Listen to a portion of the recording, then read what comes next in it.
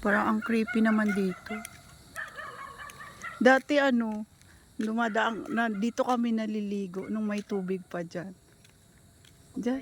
Malakas na lang ang ulan sa nagkakatubig dyan. Ang lakas ng tubig diyan dati. Inanod nga diyan dati yung kapatid ni ni Aning. Grabe tubig diyan, tapos nakakatakot dito kasi mga raming puno na malalaki, tas hindi mo makikita yung kabila. Ito kasi bundok pa to dati. Ito, may puno dito malaki, parang pili ata.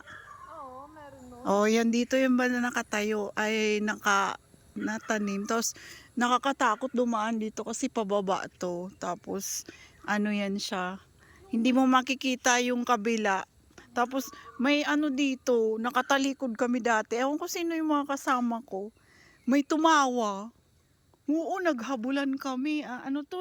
Palusong, tapos pababa, tapos naman, paakyat.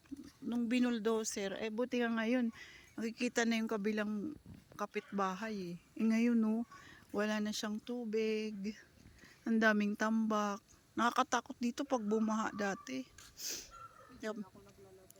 Kaya nga dyan.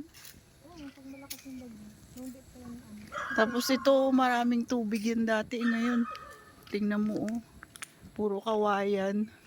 Ayan dati ang lakas ng tubig dyan. Ilog to Tapos ito paakyat, nakakatakot. Buti ngayon, malawak na yung daan. Makikita mo na yung kabila pag naglakad.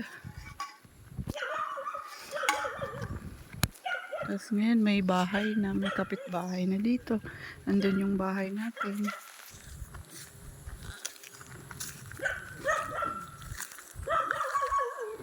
Iingin naman ang asong to.